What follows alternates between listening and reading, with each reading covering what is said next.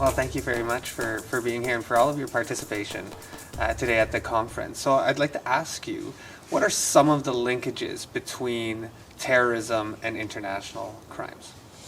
Now, what you see a lot, especially in Africa, but also in the Middle East and actually also in Asia, is that in many non-international armed conflicts, some of the non-state armed groups have been designated as a terrorist, and they have been committing a broad range of crimes beyond the scope of what we would normally consider just terrorist acts. This could be murder, enforced disappearances, sexual slavery, and other crimes like that. So what we see is that many of the crimes that are being committed by terrorist groups that they may qualify as core international crimes, meaning war crimes, crimes against humanity, or genocide. And the reason we think why it is so important to explore the prosecution of terrorists for core international crimes are basically four reasons. First of all, terrorism is a faceless crime, and so it doesn't really focus on the victims. And second of all, if you would prosecute alleged terrorists for core international crimes, you would be basically ensuring that there is accountability for the full range of crimes that are being committed. And on top of that, you will bring more justice and dignity to the victims. And finally, in some cases, it can also lead to higher sentences. And so, based on all of those advantages of thinking through the linkages, what do you think states that might be confronting terrorism and international crimes, what do you think would persuade them to explore these linkages more? I know you do this work yourself, and so what do you think would persuade them to explore these linkages and to actually investigate and prosecute them?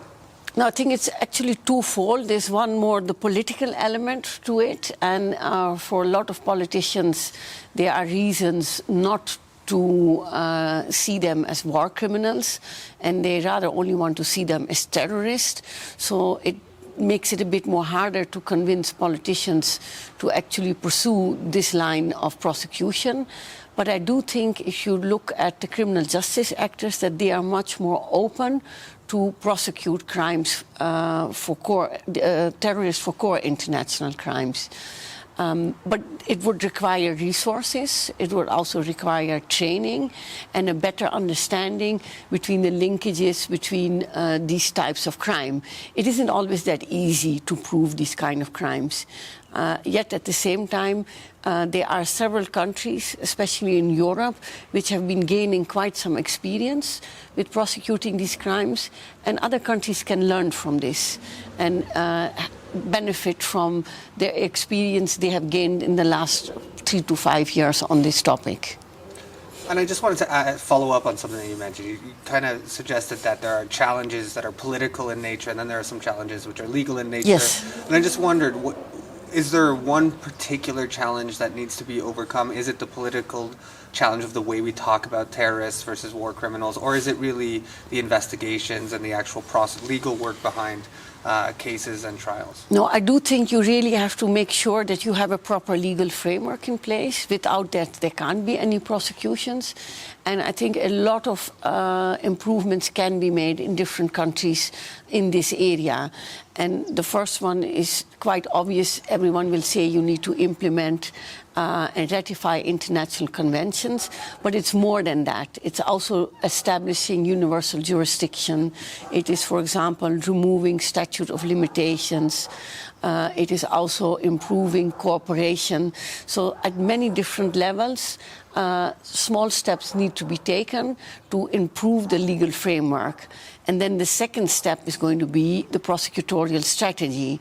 Prosecuting these crimes doesn't happen automatically. So you will need to prioritize these kind of cases. You will need to explore whether cumulative sentencing, cumulative charging is possible in your country. And also look where you can find different types of evidence, including looking for information collected from the conflict zone and see how this can be used in a rule of law compliant manner.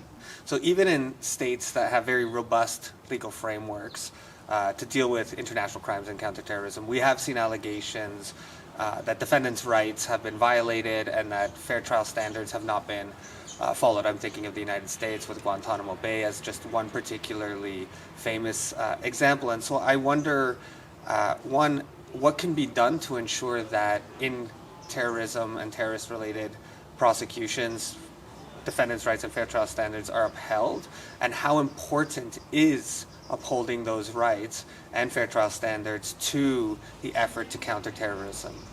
Yeah, so to start with the last point you raise, it is very important to make sure that suspects have a right to a fair trial and that it is being observed. If you don't do that, you're basically eroding the rule of law and not only the effectiveness but also the credibility of a criminal justice response to terrorism. So that is why it is important. So it is true that in several countries you see that the accused may not always be able to challenge the evidence which is being used against him or doesn't have enough time to prepare his defense. And there are many other examples how the presumption of innocence is also being affected by counterterrorism laws. And it is important while drafting these new laws, which are very often a reaction to a terrorism attack, that it is an inclusive process and that it is carefully looked at, that there is enough attention being paid to the rights of the accused and to ensure that he or she will indeed have a right to a fair trial. Thank you very much.